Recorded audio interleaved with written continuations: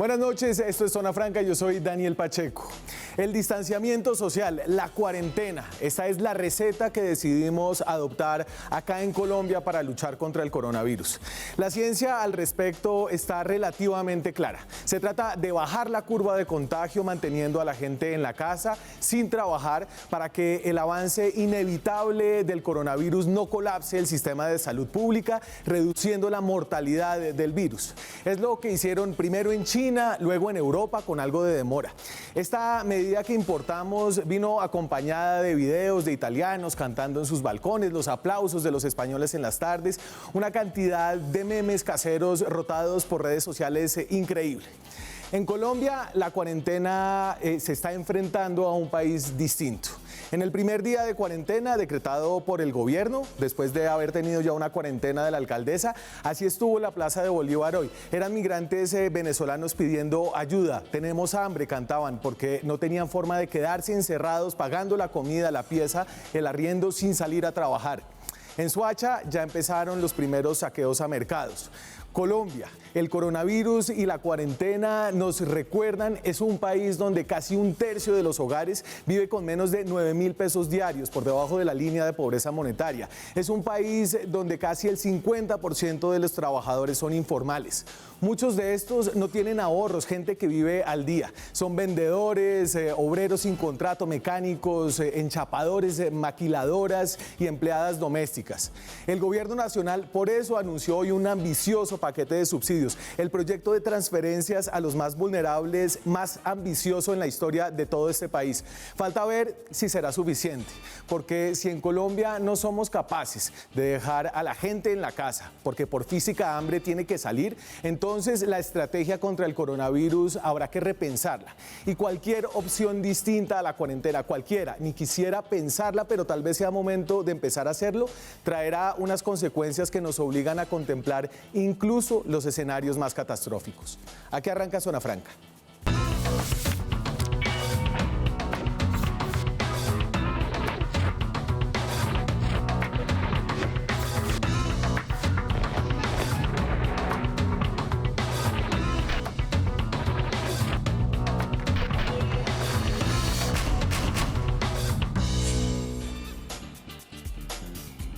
Estamos en directo esta noche desde Bogotá, en este nuevo formato en el que no tenemos invitados en el estudio, reduciendo, contribuyendo al distanciamiento social. Tenemos varios invitados para ustedes esta noche para tocar hoy el que creo es uno de los temas más urgentes. Hay una cantidad de temas, los respiradores, los hospitales, pero hay unos que son más urgentes de otros, que otros, y es la manera en que la gente se pueda quedar en la casa en esta cuarentena nacional que empieza hoy por decreto del presidente Iván Duque. Y esto fue, creo que, el reto principal que resaltó en su última alocución.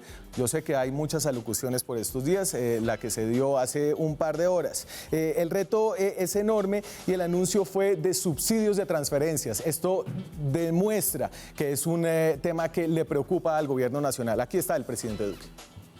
A partir del 26 de marzo, el próximo jueves, vamos a estar entregándole a más de 2.6 millones de familias un giro adicional de familias en acción.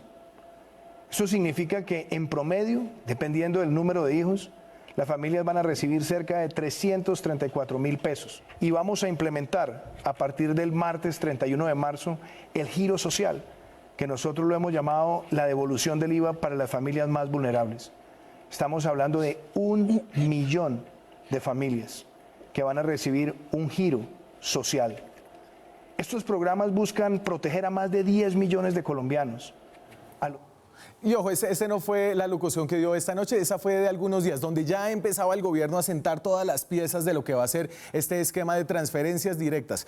El gobierno mandándole plata a la gente más pobre, a gente que no está toda en Familias en Acción ni en los programas estatales. Este fue el anuncio concreto para esas familias adicionales que empezarán a recibir estas transferencias. Los detalles están todavía por verse.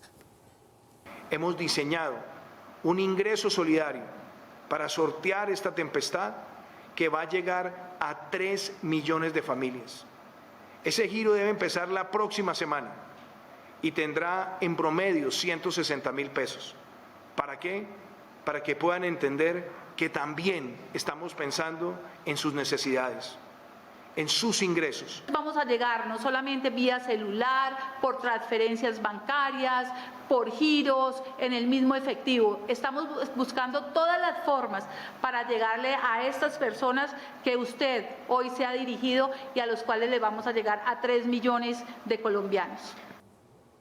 3 millones de colombianos son más de los que están en Familias en Acción, los hogares de Familias en Acción. Es un reto enorme, es algo que nunca se ha hecho en este país, es algo que el coronavirus está obligando al Estado a hacer. Estas promesas del Estado se vienen haciendo desde la semana pasada, no desde el gobierno nacional, pero sí desde la alcaldía de Bogotá, y esto ha generado muchas expectativas dentro de las personas que están en necesidad ahora mismo. Esta es de la alcaldesa Claudia López. Toda familia en Bogotá, especialmente las más vulnerables, las que viven del día a día, van a tener techo, van a tener comida. Esta promesa de si todas las familias de Bogotá van a tener techo y comida fue precisamente lo que quisimos tratar de averiguar este fin de semana en un ejercicio de reportería con el que estuve con el camarógrafo Cristian Ortega. Creo que en este momento el periodismo tiene que tomar todas las precauciones, pero que tiene que estar en la calle, y eso es lo que hicimos nosotros. Esta es una nota larga de un recorrido por Bogotá en medio de la cuarentena decretada por la alcaldía de Bogotá, cuando estaba empatando con la cuarentena del gobierno nacional, sobre todo viendo esos contrastes entre los barrios más afluentes, más ricos, y los barrios donde viven las personas más vulnerables.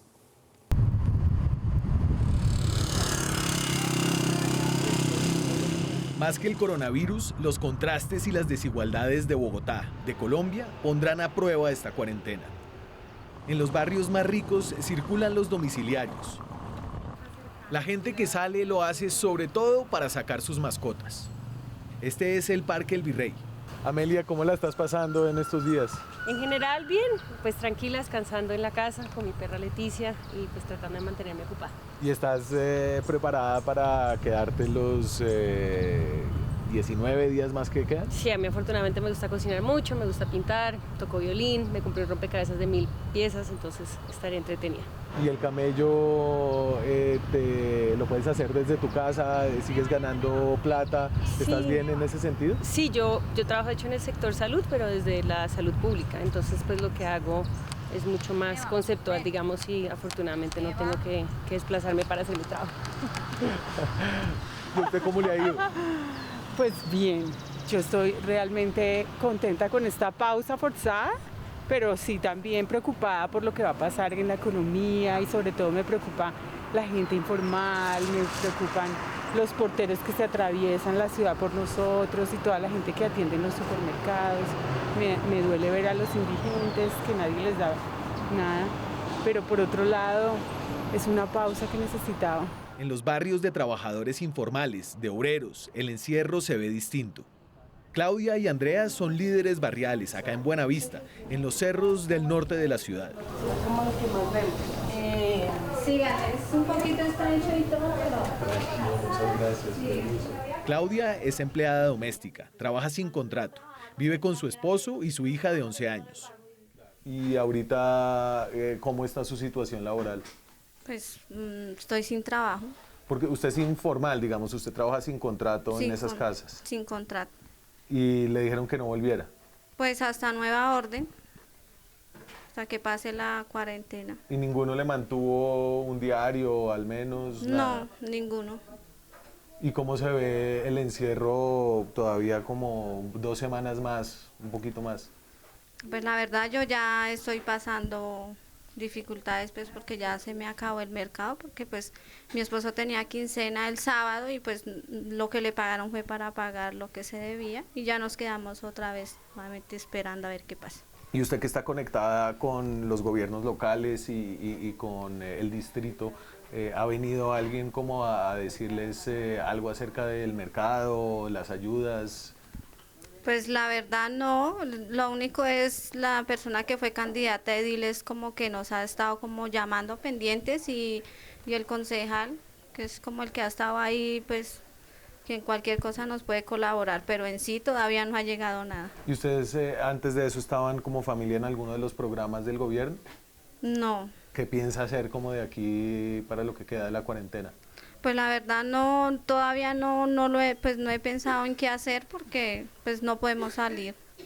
Entonces toca esperar a ver si las personas que pues he ayudado ahora me ayuden a mí. ¿Y cómo va a aguantar estos días que vienen? Pues tocará desayunar y no almorzar. O si almorzamos no cenar, pues tocará también distribuir lo poco que nos queda también.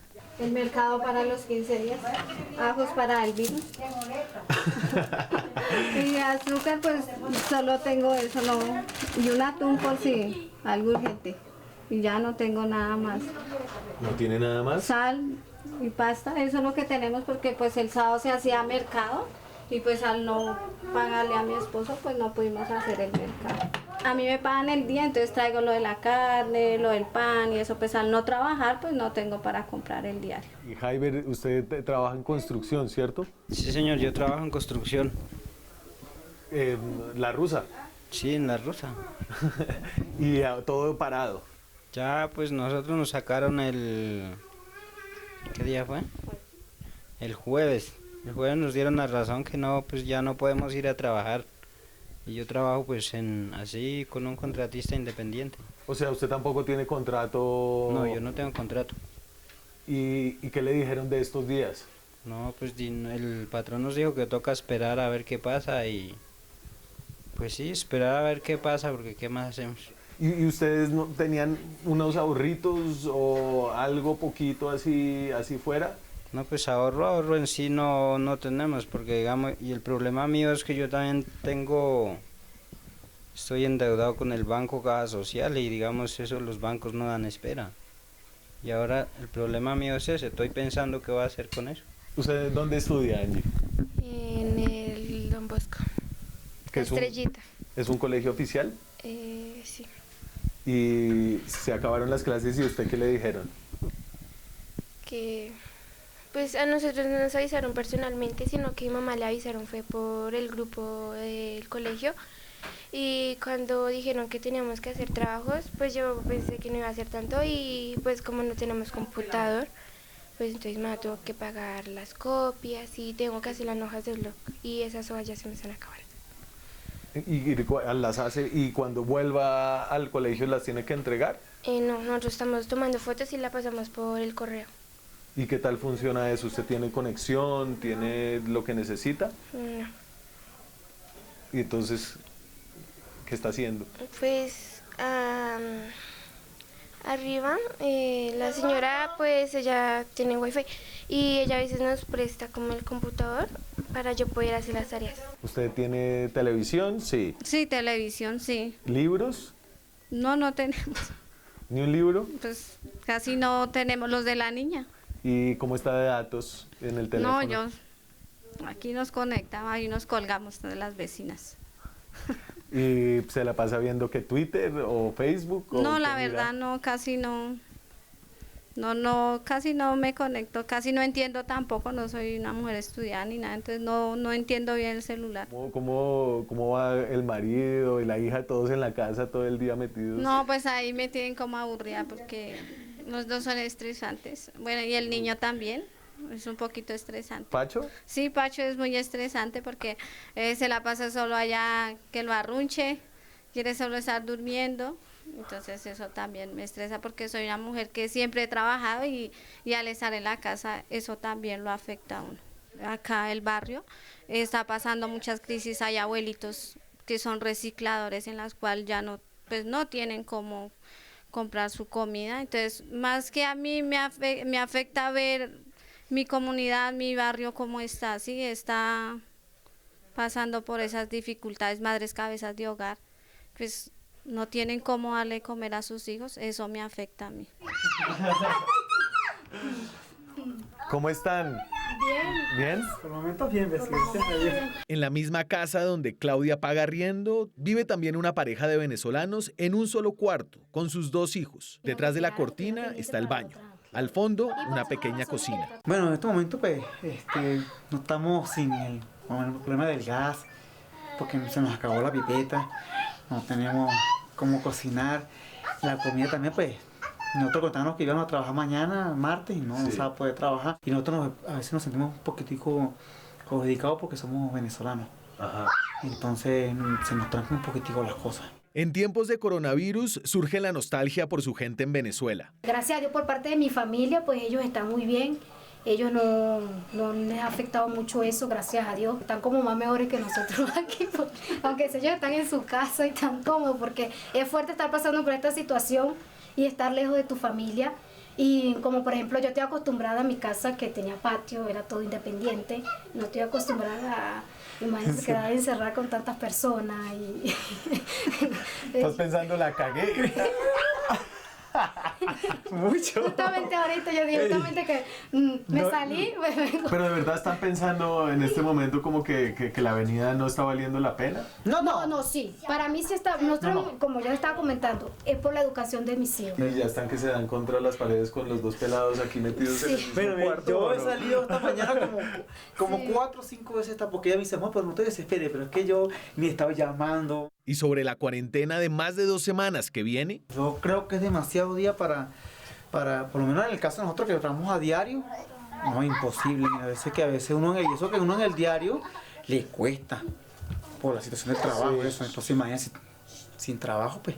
Entre más sube uno, las cosas son más difíciles. Normalmente estas hermanas, María y Carmen Rosa Caro, cuidan a sus hijos mientras sus esposos trabajan. ¿Cómo va la vaina? Grave, terrible, grave porque, imagínense, mi esposo sin trabajo y es independiente. Y imagínense hasta la fecha que nos toca esperar. Y yo tengo 6 niños por los cuales tenemos que ver y todo, el estudio y todo. Él es enchapador en lo que le salga, pero ahorita como no puede salir, entonces es difícil ahorita la situación. Mi esposo también estuvo aquí encerrado porque él trabaja por día, o sea, y lo que se gana y lo que es. Entonces nosotros somos madres cabeza de familia y no tenemos recursos, ni ahorramos ni nada porque nunca pensamos esto. Es la realidad.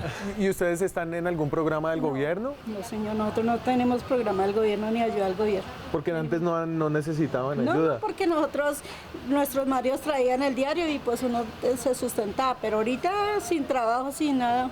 ¿Y el marido cómo se está portando?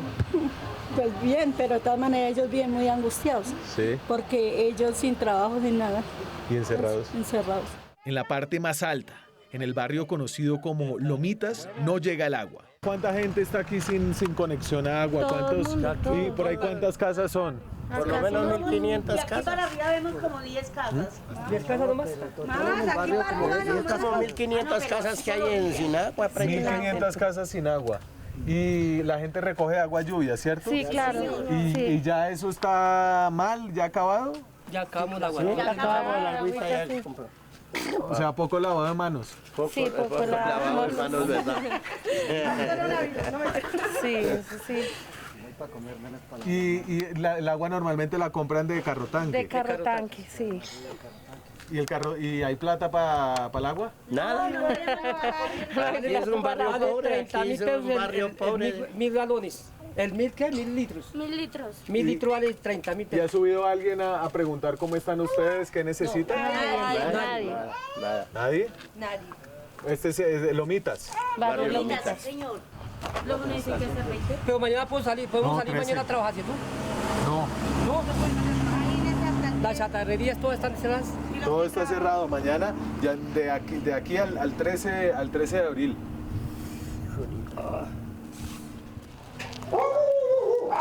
Aquí en Lomitas vive también Ana Lucía, madre y cabeza de familia.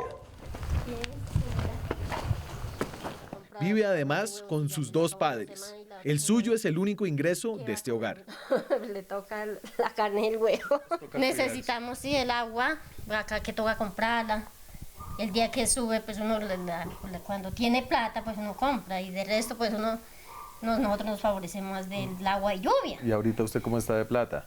No, pues ahí llevándola porque mal, no tenemos mal, regular o bien. No, pues mal porque supuestamente uno los días que trabaja no hay. ¿Cuál es la menos penosa de las dos? Esa es la que es más. A ver, ¿y cómo siente usted que vaya a hacer esto 2 semanas más?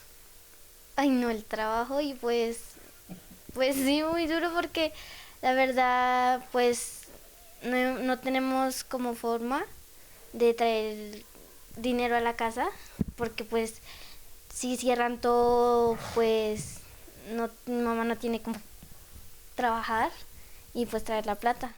Aterrizar la cuarentena en Colombia, un país donde un tercio de los hogares son pobres y casi la mitad informales, será una tarea titánica de asistencia estatal. Si la gente no se puede quedar en la casa porque no tiene que comer, hasta el distanciamiento social, la cuarentena, será en este país un privilegio solo de los más ricos. Fácil, sin filas y quedándote en casa para cuidarte. Descarga app Mi Claro y descubre todo lo que puedes hacer tú mismo. Consulta y paga tu factura. Configura tu control remoto, cambia tu clave del Wi-Fi.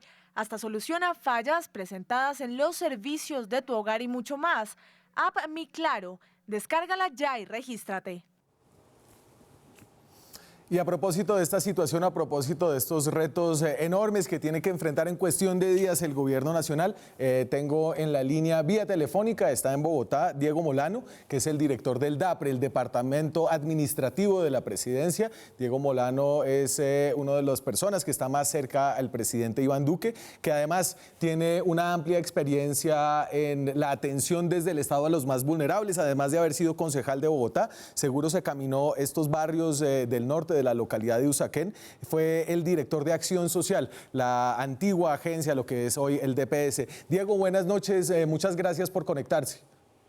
Daniel, muy buenas noches, un saludo especial a usted, por supuesto a sus compañeros allí en el set y a la audiencia de Zona Franca.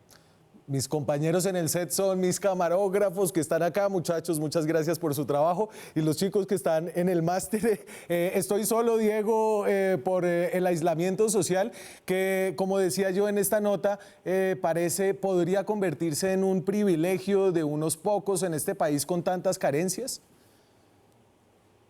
Pues la verdad, Daniel, es que aquí, como lo ha dicho el presidente, que enfrentamos uno de los retos sanitarios y sociales más grandes que ha tenido Colombia, y es un reto pues no solo del país, sino es un reto planetario. Más de 160 países están hoy enfrentando la misma situación. Leía yo ayer un artículo que alrededor de 1.000 millones de personas en el mundo, de 7.000 millones que tenemos, estamos en confinamiento, y pues esto nos impone un reto muy duro y complicado de cómo garantizar, como ha sido señalado por el presidente Duque, los 3 propósitos de manejar esta pandemia. Cómo logramos salvar vidas, cómo logramos mantener una resiliencia en el ingreso de la gente y cómo protegemos a los más vulnerables a lo largo de este proceso. Así que pues es un reto que estamos enfrentando con toda responsabilidad en el gobierno y con todas definiciones técnicas que nos permitan lograr este propósito, salvar vidas y proteger a los más vulnerables. Diego, usted conoce las dificultades enormes de llegar a las personas con los subsidios que son, de encontrar a los que realmente las necesitan y separarlos de los que no. El presidente esta noche anunció un programa de transferencias que va mucho más allá de Familias en Acción, y además dijo que esto se iba a hacer en cuestión de días. ¿Cómo van a hacer esto?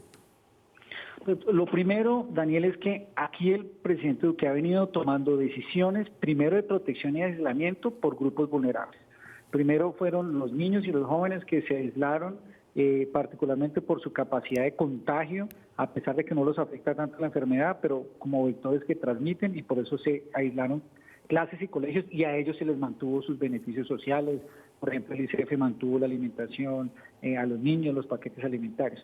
Luego vino el grupo más vulnerable, que eran los adultos mayores, el aislamiento obligatorio que inició el viernes a los adultos de arriba de 70 años, y a los que estaban en pensiones se les garantizó su pensión, a los que la pensión no les llegaba a la casa, le va a llegar a la casa, y a los más vulnerables y pobres, 1.700.000, se les garantiza el pago por 240.000 pesos en esta semana.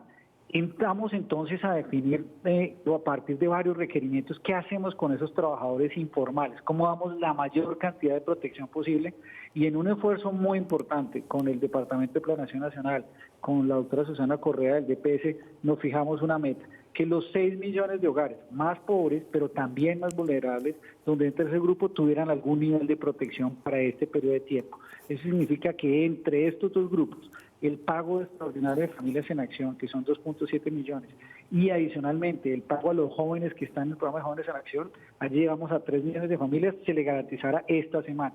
Pero como un requerimiento muy grande por parte de los trabajadores informales, se hizo un esfuerzo para que este ingreso solidario que presentó el presidente hoy como una opción para que reciban en promedio 160.000 pesos en las próximas semanas, podamos darle un aporte a aquellas personas que usted está entrevistando, los que se hacen el diario vivir.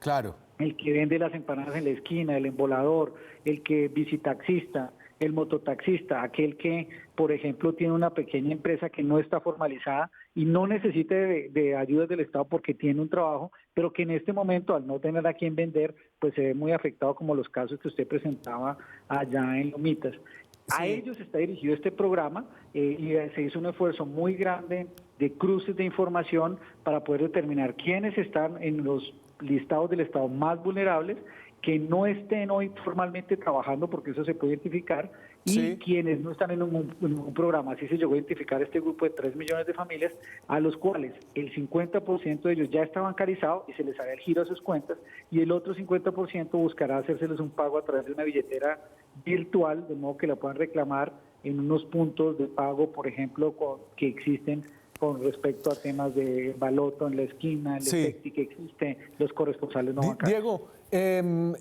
¿me aguanta 2 minutos más? Me voy a la pausa y regreso con usted para hacerle otra pregunta. Claro que sí, con mucho gusto. Muchas gracias. Tengo a Diego Molano, el director del DAPRE, en la línea. Yo me voy a la pausa y nosotros ya regresamos. Seguimos en Zona Franca, son las 9:33 de la noche, estamos en directo desde Bogotá.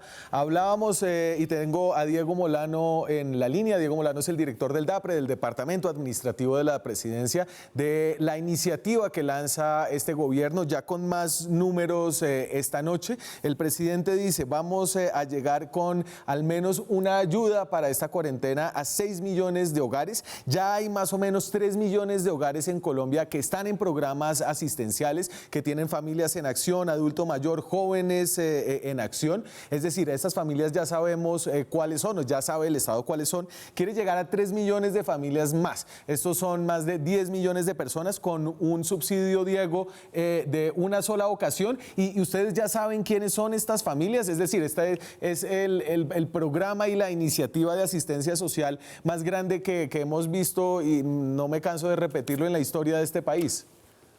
Pues, exactamente, Daniel. Lo que está claro es que aquí venían 2 programas en funcionamiento, Familias en Acción, Jóvenes en Acción, 3, y Adulto Mayor, que ya venía trabajando.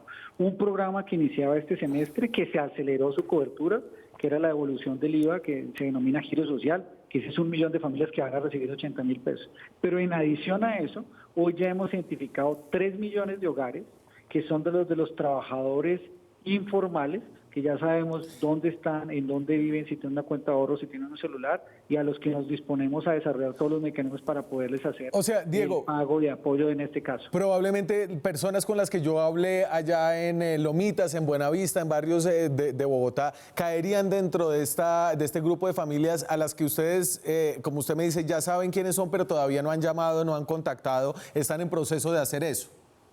Este grupo de las 6 millones de familias, los más pobres extremos, como los que usted señaló en Familias en Acción, Jóvenes en Acción, Adulto Mayor, más estos 3 millones, llegan alrededor de 20 millones que serían apoyados durante esta emergencia, como la señaló el presidente Duque. Lo más claro es que la familia que usted visitó en Lomitas está incluida dentro de este grupo. Diego, usted no los va a ver, pero voy a poner algunas imágenes acá de lo que fue, por un lado, la Plaza de Bolívar en Bogotá, donde salieron cientos de migrantes venezolanos. Tenemos, entonces, tengo el saqueo de personas a un centro comercial de Soacha. Eso pasó hoy en Soacha, entiendo que hubo 2 saqueos.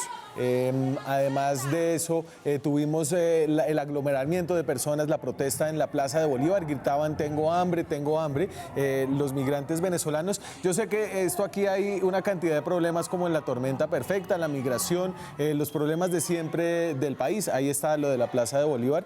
¿El orden público, usted cree que va a aguantar? Pues, Daniel, aquí estamos tal vez enfrentando una de las situaciones más complicadas desde el punto de vista sanitario, social y económico. Pero lo que ha señalado la ruta del presidente Duque implica 3 cosas fundamentales para garantizar el orden público. Primero, pues que este decreto de orden público que hace el aislamiento obligatorio debe ser para aplicado a todo el país, y para eso se ha dispuesto, como lo señaló el ministro Carlos Holmes hoy, el despliegue de las fuerzas militares y de policía en el territorio nacional para garantizar que ese se viene la militarización. se cumpla. Lo segundo requiere también un esfuerzo de autodisciplina, y aquí los ciudadanos tienen que ser conscientes de que es un aislamiento que requiere vinculación y disciplina directa en el hogar. No podemos salir fuera del hogar, hay que hacer todo el esfuerzo posible para mantenernos en el hogar y proteger a los más vulnerables. Y por supuesto, aquí tendrá que la policía garantizar la aplicación de las sanciones relacionadas en el Código Penal para que quien incumpla estas medidas sanitarias y de orden público que han sido señaladas. Aquí, pues, por supuesto, se están buscando tomar medidas de modo que la gente tenga un ingreso que pueda superar ese proceso, pero solo si lo hacemos conjuntamente, con mucha disciplina, con mucha responsabilidad, vamos a disminuir la velocidad de la pandemia. Diego Molano, director del DAPRE de la Presidencia, está en el círculo cercano del presidente Duque en medio de esta crisis. Diego, muchas gracias por conectarse esta noche. Daniel, un saludo especial y nuevamente una invitación a toda la familia. Solo en la medida que cada uno de nosotros nos protegemos a nuestra familia y protegemos a toda Colombia. Tengo también vía Skype al representante de la Cámara, Inti Asprilla. Inti Asprilla es abogado, representa a Bogotá y lo representa por el partido Alianza Verde. Inti, ¿qué tal? Buenas noches. Hola Daniel, ¿cómo te va? Inti, la semana pasada la alcaldesa de su partido decía: nadie en Bogotá que necesite hogar no lo va a tener, nadie que necesite comida no la va a tener. Yo he visto hoy personas en la Plaza de Bolívar, migrantes venezolanos. ¿Cómo va esa atención y todas esas promesas que se hicieron desde la alcaldía? Bueno, primero yo creo que Claudia se refería al hecho de que se garantizaba el abastecimiento. En Bogotá tenemos el problema muy complejo de una tasa de informalidad bastante alta. Una parte de ellas son vendedores que conozco, digamos que conozco su situación, los vendedores informales, que por el censo del IPE están alrededor de los 50.000, pero que sabemos que hay más de 150.000. Sé que la alcaldía ha estado empezando a avanzar en entregarle mercados a vendedores informales que están inscritos en el IPES, y está en un proceso que no es nada fácil y que necesita muchos recursos para tratar de darle comida o subsidios en especie a vendedores informales por toda la ciudad. Acá lo que necesitamos es una confluencia de esfuerzos tanto del gobierno nacional como del gobierno distrital para entregar lo más rápido posible esas ayudas a las personas que lo necesitan, que no son solamente vendedores informales, claro, sino todo tipo de trabajadores de la informalidad. Y Inti, usted conoce bien al sector de los trabajadores informales, usted conoce bien la zona de Usme, su papá tuvo un trabajo social muy importante por esa zona, es donde usted hace política. ¿Usted cree que su gente, esta gente, aguanta una cuarentena en las condiciones en las que están ahora mismo, de 15 días? No, yo creo que, digamos, yo he insistido. En este momento la prioridad del gobierno nacional con el gobierno distrital, en el caso de Bogotá, es asegurar la comida a personas que viven del día a día. Más allá de las medidas que anuncia el gobierno, hay muchas de estas personas que no están en esas bases de datos del gobierno, de Familias en Acción o de Jóvenes en Acción, y eso se soluciona con voluntad política y con recursos. Lo que hacemos un llamado es que se genere lo más rápido posible una coordinación tanto entre el gobierno nacional y el gobierno distrital para que se puedan entregar esas ayudas. Hay muchas maneras para hacerlo, hay que creer en las personas, hay que partir de la base de la buena fe. El IPES ha estado ampliando vía, digamos, correo electrónico y con algunos formularios el censo de vendedores informales, y lo que yo he propuesto es que se tenga la posibilidad de empezar a articular con organizaciones de vendedores informales. Hay organizaciones también, por ejemplo, de recicladores, y a partir de ahí se puede empezar a minorar la carga o la presión o la bomba social que tenemos en este momento. Y usted ya habla de una bomba social que finalmente, si la gente no se puede quedar en la casa, es una bomba de salud pública. ¿Usted cree que la cuarentena hay que repensarla, hay que flexibilizarla, o hay que seguir tratando de mantenerla? No, acá lo que se necesita son medidas de choque, más allá de lo que se ha anunciado de hacer movidas para posiblemente, digamos, financiar los sectores empresariales. Lo que se necesita acá es crear hay varias ideas. Por ejemplo, pueden crear unos mercados especiales para personas que no están en las bases de datos del gobierno. Claro, pero representante, pero las ideas, el tiempo de las ideas está corto, ¿no? Porque ya empezó la cuarentena. Hay ideas para que tratemos de implementarlas lo más rápido posible, porque ¿cómo más hacemos? O sea, hay mucha gente que no está en esas bases de datos. Estoy diciendo que una de las opciones que se puede hacer es empezar a articular con las organizaciones de ellos. Vuelvo a decirlo, hay organizaciones de vendedores informales. Nomás en Soacha hay una organización de 450 vendedores informales organizados que se conocen entre ellos, que tienen las bases de datos. Tienen además una situación muy compleja en Soacha que se suma a una persecución que ha venido por parte del alcalde de Soacha un mes antes de haberse decretado la cuarentena. Entonces son ideas que uno va aportando, vuelvo a decirlo, yo creo que la cuarentena es la medida para salvarnos a todos, pero en la medida que el gobierno nacional no se ponga la prioridad de garantizarle sustento a estas personas que no hacen parte de familias en acción, vamos a tener en cualquier momento, o la cuarentena va a tender al fracaso, mejor dicho. Muchas gracias, Inti, por conectarse esta noche. Espero estar charlando con usted en los próximos días de cuarentena, de experimento social, de bomba social, como lo dice el representante del Partido Verde. Gracias. Bueno, chao, nos vemos. Las claves para el trabajo en casa son presentadas por Claro Empresas y Negocios. Buenos días, un gusto saludarlos. Soy Felipe Villamurra, director corporativo de marketing y transformación digital de Claro. Quiero compartirles algunos tips de teletrabajo ahora que creo que nos pueden ayudar bastante. Yo particularmente hago una agenda muy organizada, la comparto con todos los grupos con los cuales voy a interactuar. Tareas puntuales, responsabilidades y seguimiento. Eso nos ayuda a hacer unas reuniones efectivas. Las claves para el trabajo en casa son presentadas por Claro Empresas y Negocios. 3 personas han muerto a causa del coronavirus aquí en Colombia y 23 personas han muerto en medio de la crisis causada por el coronavirus. Estoy hablando de 23 ciudadanos privados de la libertad que murieron en la cárcel Modelo. De eso hablamos después de comerciales. Ya volvemos.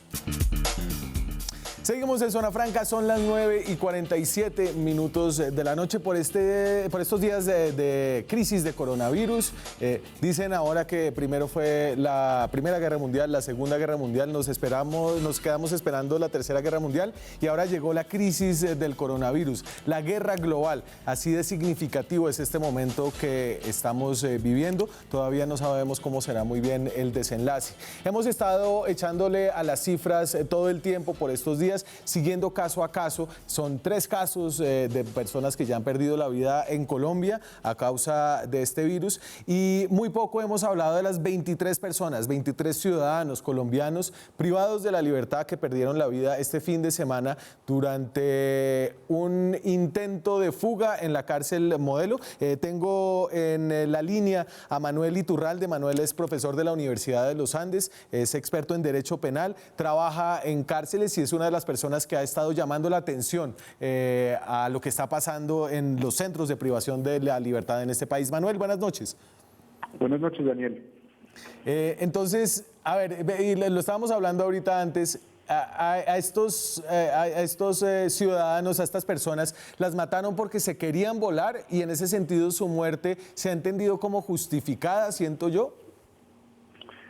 Pues yo creo que hay varios temas en que el gobierno no ha sido nada claro y me parece que está un poco acomodando la narrativa a sus conveniencias. Entonces, primero, que unas personas se traten de volar de la cárcel no justifica per se que terminen con 23 muertos. Evidentemente no conocemos los hechos detallados del caso, pero creo que el gobierno tiene un deber de informar qué pasó exactamente, porque aunque se puede utilizar el uso de la fuerza, se puede hacer uso de la fuerza, pues el uso letal de la fuerza tiene que ser realmente un último recurso y es un número muy alto de muertes. Sí, ¿cuándo fue la última vez que se murieron, digamos, en enfrentamientos con las fuerzas oficiales 23 presos en el país? Yo me atrevo a decir que con ese número de muertos tocaría remontarnos como a finales de los 90, comienzos de 2000, cuando también en la Modelo había una situación muy difícil de orden público, ahí sí por enfrentamientos entre paramilitares y guerrilleros que estaban detenidos. Pero yo creo que desde esos años no había unas cifras tan altas de muertes violentas, sobre todo a cargo de agentes del Estado. Y entonces lo que yo he escuchado es, mire, esta gente desde hace varios días estaba pidiendo unas medidas que no se estaban cumpliendo y eso de alguna manera explica que el gobierno pudo haber anticipado lo que iba a pasar con unas medidas más eficientes.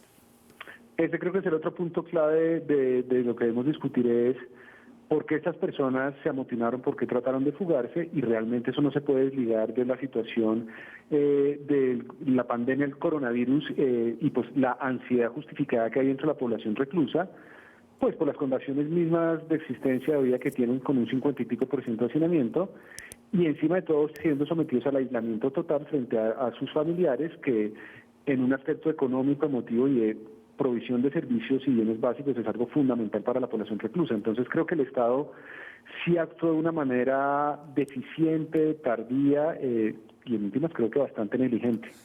Pero hay una reacción, entonces se decretó la emergencia carcelaria, el gobierno mediante algunas medidas va a poder soltar, entiendo que son cerca de 10.000 presos, y yo creo que, a ver, usted es una de las pocas personas en Colombia que frente a ese tipo de decisiones y a que vayan a soltar presos, dice, sí, eso es lo que hay que hacer, va en contra de todo el instinto del resto de nuestros compatriotas. ¿Por qué sí hay que soltar a esta gente? Pues primero y ante todo porque son seres humanos y son ciudadanos como todos nosotros con derechos. Y el Estado tiene pero el deber derechos limitados, de protegerlos. Porque precisamente hicieron cosas que han limitado sus derechos, como el derecho a la libertad. Pero, digamos, para entender la justificación de por qué soltar a estos sí, a los otros no. Bueno, hay varias cosas. Pues primero son ciudadanos con derechos, y aunque se les han limitado ciertos derechos como la libertad, siguen gozando plenamente otros derechos como la dignidad humana, el derecho a la vida, el derecho a la salud. Y realmente las condiciones actuales de las cárceles, un contagio de coronavirus 19 sería una cosa realmente gravísima por los niveles de contagio y la falta de servicios que puede haber. Eso por un lado. Por el otro, también se dice muy alegremente que se va a soltar a delincuentes y ahí hay mucha tela de que cortar. Primero, creo que un número importante de las personas a ser liberadas deben ser las personas sindicadas, es decir, personas que están detenidas sin haber sido declaradas legalmente culpables dentro de un juicio. Entonces son personas cuya presunción de inocencia se debe presumir y que creo que tienen derecho a estar en libertad, sobre todo en situaciones tan extremas como esta.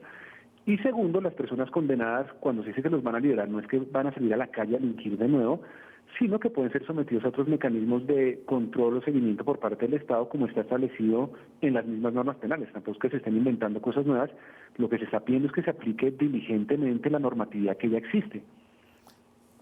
Manuel, quisiera saber, usted qué ha escuchado de la gente que está en las cárceles. Usted tiene contactos con reclusos, con sindicados, con guardianes. ¿Qué están diciendo? Pues el contacto con los reclusos totalmente cerrado pues por las condiciones actuales, pero sí hemos tenido contacto con miembros del Cuerpo de Custodia y Vigilancia, sobre todo en la cárcel La Modelo, donde se presentaron los hechos. Y nos dicen que primero que lo que sucedió sí fue realmente grave y que todavía no nos hemos dado cuenta de las consecuencias e implicaciones de lo que sucedió y que todavía existe una tensa calma en La Modelo. Es decir, ¿qué podrían ser cuáles esas consecuencias? Y pueden volver a suceder cosas si el Estado no maneja esto con tacto e inteligencia. ¿Qué podrían ser cuáles esas consecuencias?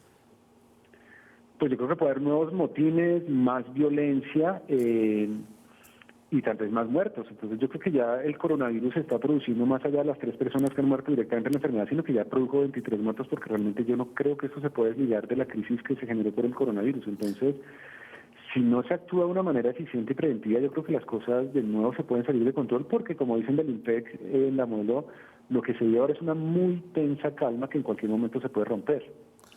Manuel Iturralde, profesor de Derecho Penal en la Universidad de los Andes. Muchas gracias, Manuel. Gracias, Daniel. Nosotros... Fácil, sin filas y quedándote en casa para cuidarte. Descarga app Mi Claro y descubre todo lo que puedes hacer tú mismo. Consulta y paga tu factura. Configura tu control remoto. Cambia tu clave del Wi-Fi. Hasta soluciona fallas presentadas en los servicios de tu hogar y mucho más. App Mi Claro. Descárgala ya y regístrate. Y para empezar a concluir este programa, que todavía se siente muy solitario, creo que nos tendremos que acostumbrar en esta cuarentena, esta mesa enorme. Quién sabe cuándo podrán volver los invitados. Quiero hablar de una persona que creo que se merece una estatua a la estupidez. Hablamos del alcalde de Popayán. Este señor la semana pasada, Juan Carlos López se llama, dio positivo para el COVID-19, para el coronavirus. Eso fue el 20 de marzo. Acabo de recibir hace unos minutos los resultados de la prueba de coronavirus que me hice el pasado martes. El resultado dio positivo. Y esta noticia preocupó a muchas personas en las altas esferas del poder, pues solo 6 días antes, el 14 de marzo, López estuvo en la Casa de Nariño en una reunión de gobernantes locales con el presidente Iván Duque. Ahí, antes de entrar, le tomaron la temperatura y todo, le preguntaron si tenía síntomas, dijo que no, le preguntaron si había viajado y dijo que no, a pesar de que el señor había estado de visita en Marruecos a principios de este mes. López estuvo incluso en un evento en el Museo Nacional, aquí en Bogotá, después de la reunión en Casa de Nariño, otra vez con el presidente Duque, a quien saludó de mano y de abrazo. El tipo hasta posó con Juan Valdés. El presidente Duque ya se hizo la prueba, salió negativa, eso es una buena noticia. Pero la idea y la historia de López nos recuerda lo que pasó en Corea del Sur. Dicen que allá la llaman la paciente 31, una mujer que pudo llegar a haber contagiado a más de 1.200 personas, porque estuvo en iglesias, estuvo en un funeral, estuvo en restaurantes, estuvo en supermercados y se dice que tuvo contacto hasta con 9.000 personas. Algo que suena muy parecido a esto. Trabajo con mucha gente alrededor. La semana pasada tuve contacto con centenares de personas en el evento Vive Popayán en Bogotá. El mes pasado estuve en Marruecos. De hecho, ya la secretaria de Salud de Yopal, quien estuvo junto a López en esa reunión de la Casa de Nariño, ¿se acuerdan? La reunión que tuvieron ahí en Presidencia, ella dio positivo. Ella estuvo sentada junto al alcalde de Popayán ese día y también estuvo en contacto con mucha gente. El alcalde, después de eso, hasta que se aisló cuando le contaron sobre su situación de salud. ¿Será Juan Carlos López nuestro paciente 31? Aún no lo sabemos, pero él, por lo menos, se ve muy tranquilo. ¿A quién fue el que contagió usted? Porque yo lo veo regio. Pues hombre, no sé, pero digamos ni a mi mujer he podido contagiar, entonces... Y se ríe. Es una cueva. Me voy a la pausa, ya volvemos. Seguimos en Zona Franca, ya son las 10:01 de la noche. Me pasé un poquito antes de irme un recorrido por cómo ha sido la cuarentena, el movimiento en otras ciudades de Colombia, además de Bogotá, ya que hicimos hoy una nota de Bogotá. Tengo aquí a Natalia Perea, corresponsal en Cali de Red Más Noticias.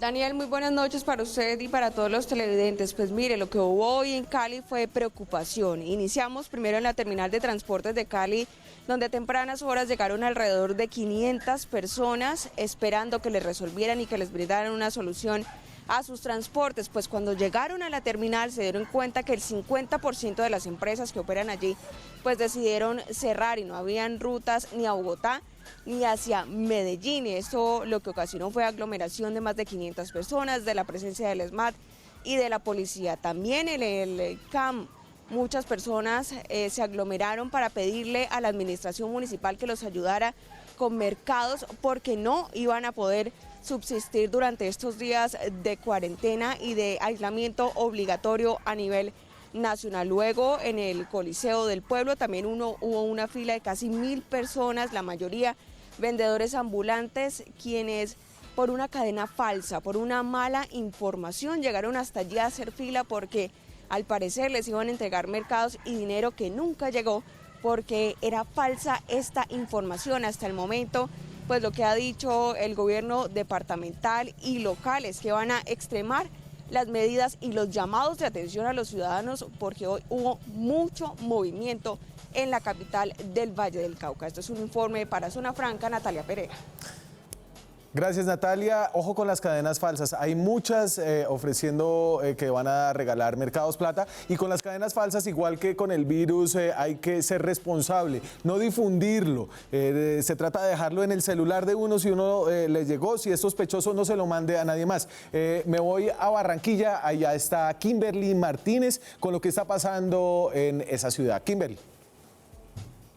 Hola Daniel, muy buenas noches. Así es, aunque en Barranquilla no regía como tal la medida del toque de queda, que sí estaba aplicando en el resto del departamento, los barranquilleros inicialmente estaban acatando las recomendaciones de las autoridades de permanecer en casa y practicar el aislamiento social. Sin embargo, hoy el panorama cambió. Pudimos ver en las calles la gente como si nada, jugando dominó, en las afueras de los supermercados haciendo fila para tratar de abastecerse y estar preparados para los días de cuarentena. También pudimos observar bastantes filas en las farmacias de las EPS de los pacientes que buscaban reclamar los medicamentos que tenían pendientes, y en las cajas de compensación reclamando también los subsidios, a tal punto que fue necesario que miembros de la Secretaría de Salud se acercaran a estos sitios a hacer rondas y verificar que se estuviera cumpliendo con las medidas sanitarias, que se evitaran las aglomeraciones y que al menos se cumpliera con la distancia mínima entre cada persona en las filas. A esta hora ya la situación cambió. En estos momentos las calles en Barranquilla ya se encuentran solas. Las personas están retornando a sus hogares y se disponen ya a prepararse para el periodo de cuarentena que arranca esta noche. Esta es la información desde Barranquilla para Zona Franca. Kimberly Martínez, muy buenas noches. Gracias, Kimberly. A mí se me acabó el tiempo. Muchas gracias a ustedes que nos acompañaron esta noche. Seguimos aquí, seguimos con el cubrimiento de esta crisis desde Zona Franca. Nosotros nos vemos mañana con más periodismo, más debate, más opinión. Chao.